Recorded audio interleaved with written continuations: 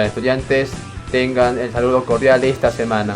Daré la bienvenida a esta nueva plataforma virtual donde todos estamos aprendiendo día tras día.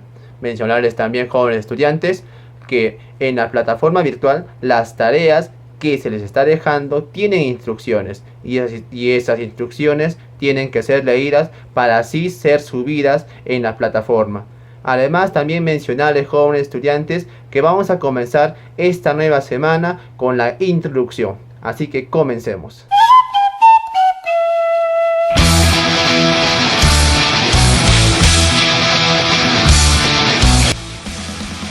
Bien, jóvenes estudiantes, vamos a continuar con la clase de esta semana, cuyo título es La República Aristocrática.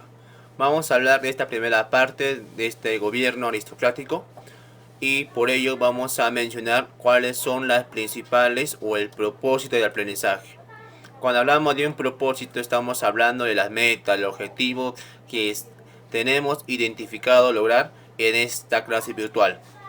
Y el propósito de esta clase es identificar las características de la República Aristocrática.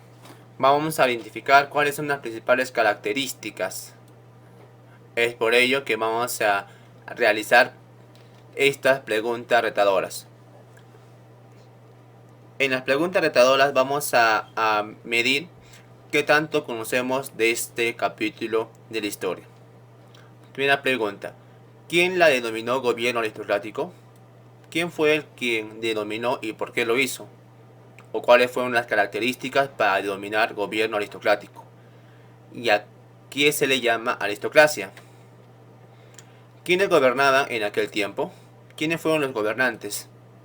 Y al final, ¿cuáles fueron las principales características de este gobierno? ¿Qué hicieron?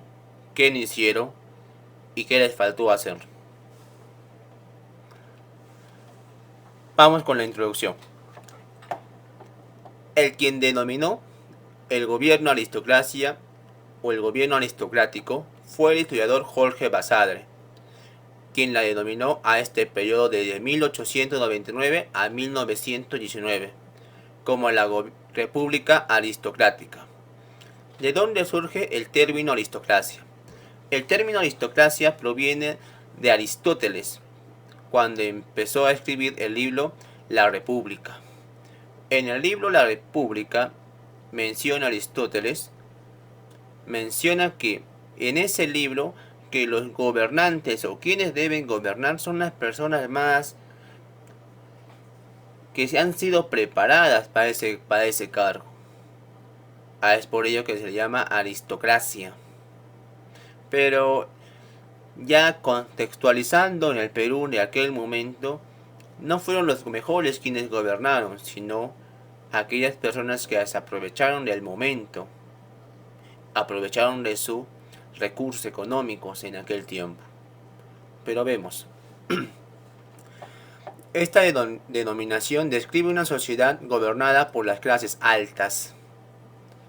Clases altas se les va a denominar a las clases más pudientes, a las clases sociales o las familias que tienen más dinero o empresas, que combinan la violencia y el consenso, pero con la exclusión del resto de la población.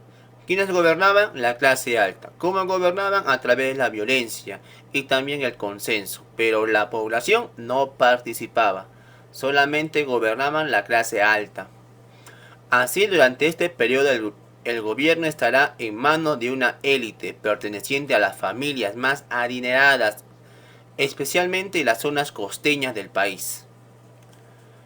¿Y por qué de las zonas costeñas? Porque estas zonas costeñas tenían como base de su poder económico la propiedad de las grandes haciendas, y estas haciendas estaban destinadas a la producción de la caña de azúcar. Entonces, después de la guerra Perú con Chile, estas familias empezaron a comprar grandes hectáreas de terreno, 1000 hectáreas, 4000, 20000 hectáreas. Y estas hectáreas eran hechas haciendas que producían gran cantidad de caña de azúcar. Y de esta manera hacerse gran cantidad de dinero. Fue un periodo dominado casi en su totalidad por el partido civil, los civilistas. Es por ello que los gobernantes eran expertos en el manejo económico, pero sin embargo, miraban con cierto rechazo a las costumbres andinas o amazónicas. Repudiaban a las zonas andinas. Creían que solamente el Perú debería ser gobernado y deberían pertenecer a la clase alta, a los costeños. Y quizás hasta ahora ese pensamiento siga presente en el Perú. Por ello, la cultura andina fue despreciada por todos los altos círculos limeños en el momento en que se fomentaban las artes y la cultura, pero llegadas de Francia e Inglaterra. La clase alta solamente apreciaba las grandes culturas como Francia e Inglaterra, pero rechazaba lo nuestro. Es por ello que en los años 90, incluso años 90, muchas veces los cómicos ambulantes eran los instrumentos para burlarse de los campesinos que recién llegaban de los pueblos. Y de esa manera también seguir con la discriminación. En esta imagen tenemos a Jorge Basadre, historiador peruano, gran historiador, y por el cual escribió muchos libros como La República, La Aristocracia y demás. En el aspecto social tenemos la oligarquía. La oligarquía, conocida como la clase alta. ¿Cómo ellos se reconocían? Se reconocían por su linaje. ¿Qué linaje? Por su familia, de dónde provenían los apellidos de su familia. Es decir, la pertenencia a una misma familia, más que la posición de bienes y materiales. Estas familias, estas grandes familias de gran poder económico, educaban a sus hijos en Francia, en Inglaterra, y no los educaba en arte, no los educaba en la cultura, sino les educaba en profesiones que les permitían seguir gobernando. Ejercían profesiones que aseguraban la cantidad de sus privilegios. ¿Qué privilegios tenían? Por ejemplo, viajar a Europa, vestirse sofisticadamente y tener una etiqueta de reglas de conducta. Ellos normalmente eran médicos, eran altos oficiales del ejército, y estas profesiones servían para seguir gobernando. Y entre ellos formaron pequeños círculos cerrados, y entre estos círculos se repartían los altos cargos políticos. Así monopolizaron el Estado para su propio beneficio. Acá no importaba si uno era pobre, pero era estudioso. Si era uno pobre y era estudioso, jamás podría llegar a estos cargos políticos, porque estos cargos políticos ya tenían nombre. ¿Y hasta ahora, profesor, se sigue empleando esto? Quizás sí. Por ejemplo, tenemos la CONFIEP. La CONFIEP es una agrupación de grandes empresas en el Perú. Y las grandes empresas en el Perú designan quién va a ser ministro, designan los altos cargos políticos. Y estos altos cargos políticos solamente benefician a esta clase alta. Ahora ya vemos que democracia en el Perú no existe. Además, también eran los dueños de las grandes haciendas y empresas del Perú, y se encontraban unidas a través del partido civil. Toda la clase alta pertenecía al partido civil. Aquí tenemos una de las grandes imágenes del partido civilista, donde los jefes de estas familias son en mayoría grandes personas poderosas económicamente. Y entre ellos se dividían todo el Perú. En cambio, la clase media estaba compuesta por profesionales liberales y miembros de la burocracia.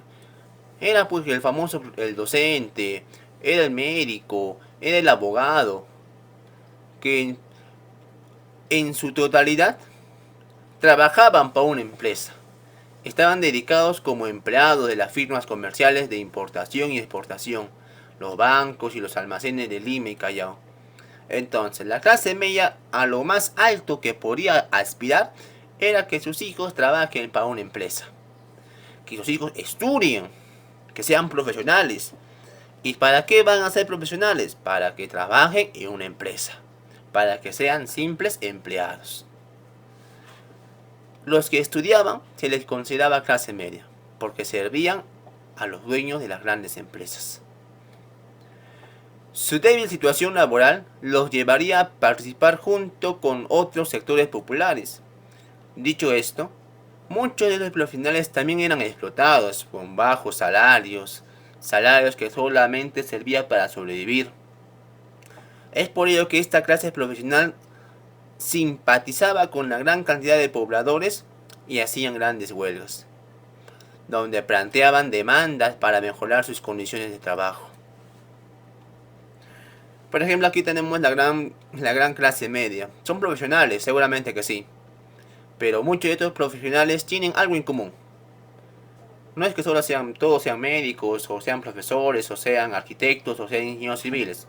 No, es que todos ellos en común, ¿qué es lo que tienen? Que son empleados. Trabajan para el dueño de una empresa. Trabajan para una entidad del Estado. Son trabajadores, simples trabajadores. Que han estudiado, sí, pero al final siguen siendo trabajadores. Pero que su progreso solamente depende de su trabajo. Si en cualquier momento lo despiden, se queda sin trabajo. Si se queda sin trabajo, vuelven a la clase pobre. Y aquí tenemos a los sectores populares, los sectores que discriminábamos. Discrimina a la clase alta. ¿Por quiénes están conformados los sectores populares? Por los campesinos. Sí, los campesinos que están en la chacra, en las grandes haciendas. Los artesanos, los pequeños comerciantes que si hoy no venden, mañana no comen. Los vendedores callejeros. Sí, seguramente cuando vas con tu carro y te paras en un semáforo, te limpian las ventanas. Esos vendedores. O los que suben al microbús vendiendo caramelos. Y los obreros de todo tipo, los albañiles, por ejemplo. La mayoría de obreros vivían en zonas urbanas, sobre todo en Lima. Por ejemplo, aquí tenemos esta clase populares, al ver que no tenían lugar donde poder construir sus casas al centro de Lima, porque el centro de Lima solo pertenecía para la clase alta. Estos sectores populares empezaron a vivir en los cerros. Sí, en los cerros que hoy vemos, Lurigancho, San Juan de Lurigancho, por ejemplo, las urbanizaciones y demás. El proceso de industrialización también permitió la formación de un grupo compuesto de obreros. Sí, muchos de estos campesinos iban a la ciudad a trabajar y se convirtieron en obreros de fábricas. A este obrero de fábricas se le conoció como el proletariado. En el interior del país estaban los campesinos, llamados típicamente como los indígenas, quienes eran víctimas de explotación y de usurpación de tierras. Se les explotaba, no se les pagaba y encima se les robaba la tierra. Y esos indígenas no tenían a quién apoyarse, a quién reclamar, porque el mismo gobierno estaba compuesto por explotadores. Ello debido a la autonomía que gozaban los hacendados y gamonales, aliados del grupo del poder. Los hacendados eran los dueños de las grandes tierras, los gamonales, los que explotaban a los pobladores, a los indígenas. Aquí vemos, por ejemplo, a los pobladores, a los campesinos que trabajaban día y noche sin parar por una miseria. Y que muchas veces de esa población, de esa clase popular, todos nosotros hemos provenido. Pero en el aspecto económico, la república aristocrática, ¿en qué se dedicaba? Su principal interés era la exportación, vender materias primas. Ese fue el sector fundamental de la economía durante la república aristocrática. Entonces, en la república aristocrática, económicamente, ¿a qué se dedicaba más? A vender materias primas, a exportar materias primas.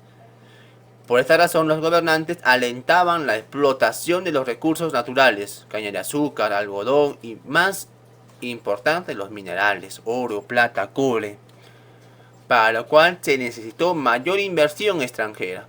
Ellos invitaban a que los extranjeros provengan al país para que vendan para que exploten todos nuestros recursos. Es por ello que durante esta época los diferentes gobiernos tomaron una serie de medidas políticas destinadas a promover la inversión al capital extranjero.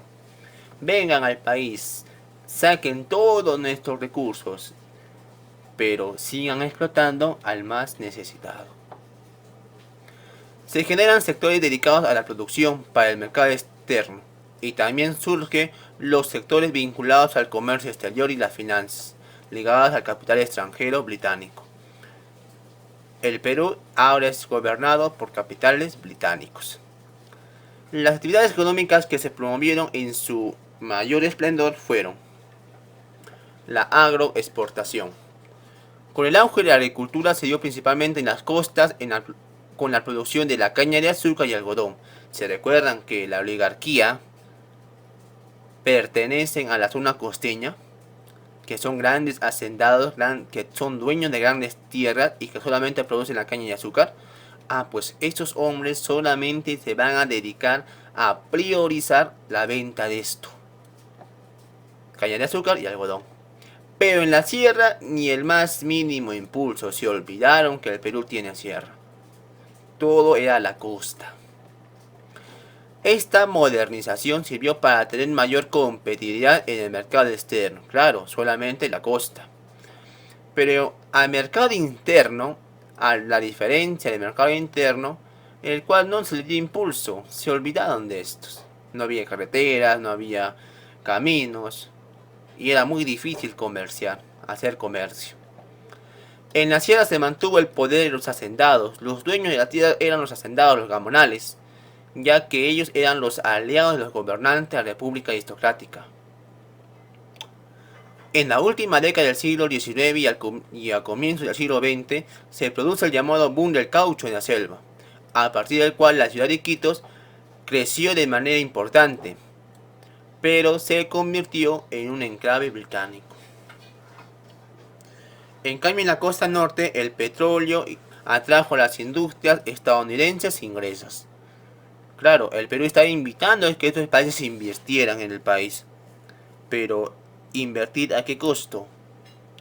Claro, el beneficio fue para las grandes familias que gozaban y aprovechaban de ese dinero, pero perjuicios para la clase campesina y obrera.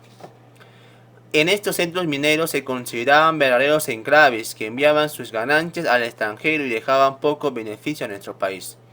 Obtenían su mano de obra mediante el sistema de enganche, mecanismo por el cual muchos campesinos se convirtieron en obreros. ¿Qué es el método de enganche? Pues los grandes empresarios ingleses y estadounidenses les compraban las tierras a estos campesinos.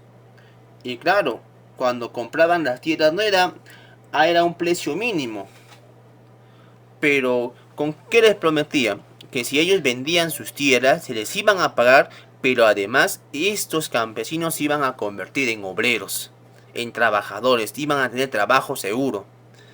Y muchos de estos campesinos empezaron a vender su terreno con el sueño de ser trabajadores. Y así fue. Muchos de los campesinos se convirtieron en obreros, pero su paga fue menos de lo que había sido prometido. Habían sido estafados. Pero en cambio en la minería se produjo el desplazamiento de los capitalistas nacionales por extranjeros. Incluso ahora en el Perú no existe minería del Estado, no le existe. Por ejemplo, tenemos las minerías, la Chinalco, la Volcan, todos son de capitales extranjeros. Debido a la demanda de enormes capitales y tecnología sofisticada, el Perú no tenía capitales, no tenía tecnología, así que todo lo vendimos a los extranjeros. Se dedicaron a la extracción de vanadio, mercurio, plomo, zinc y especialmente cobre. Hasta ahora seguimos siendo el primer exportador de cobre a nivel de Sudamérica. La zona que más se desarrolló fue en la Sierra Central, La Oroya, principalmente donde el Cerro de Pasco Mining Corporation inició la explotación a gran escala de cobre y otros minerales. Esta empresa poseía el 70% de la mina del Cerro de Pasco. Pero ¿la minería realmente trae progreso? Alguna vez que algunos o la gran mayoría que fue a La Oroya podrán ver cómo está La Oroya. ¿Será la ciudad del siglo XXI? ¿O solamente habrá quedado una ciudad llena de contaminación donde los niños tienen plomo en la sangre? Industria incipiente. Se produjo la aparición de la sociedad financieras y de seguro, y estas establecieron las bases para iniciar el proceso de industrialización del país. Es por ello que se expande la Compañía de Ferrocarril Urbano de Lima, Sociedad de Alumbrado Eléctrico y la Fuerza Motriz de Piedra Lisa y empresa transmisora de fuerzas eléctricas. Comenzaron solamente en Lima. El Estado las apoyó con la creación del Ministerio de Fomento, les prestaban dineros y la Sociedad de Industrias. Cabe destacar que algunos de los fundadores de Industrias asumieron funciones dentro de la administración del Estado, relación entre capital y el poder político. Sería el rubro textil donde se expresaría con mayor dinamismo debido a la abundancia y la buena calidad del algodón Tanguis, que abarató los costos de producción. En el aspecto político, en el gobierno aristocrático tenemos lo siguiente. Había el control y la administración del Estado se realizaba desde la capital, todo era Lima. En las regiones eran los hacendados y los gamenales donde ejercían la administración de todas las tierras, quienes controlaban el poder bajo la supervisión de la clase dominante que protegía el sistema político, permitiendo respaldar su desarrollo económico. Solamente la clase alta crecía y el pueblo seguía haciéndose más pobre. Los gobiernos que tenemos aquí fue Eduardo López Romaña, 1829 hasta 1903, Partido Independiente. Manuel Candamo, 1904, Partido Civil. José Parril Barrera, 1904 hasta 1908, Partido Civil. Augusto Beleguía, Partido Civil. Guillermo, Partido Independentista, que fue derrocado por un Estado civil. El coronel Oscar Benavides, por una junta militar, gobierno militar. Y nuevamente José Parril Barrera, Partido Civil. A pesar de la situación de estabilidad política y económica, se prestó poca atención a las reivindicaciones sociales del proletariado y empleados, así como tampoco se dio solución al problema que afectaba a los campesinos. En ese tiempo, la aristocracia era el gobierno de las altas clases sociales. Bien, jóvenes estudiantes, eso es todo por hoy. Que tengan una buena mañana y nos vemos.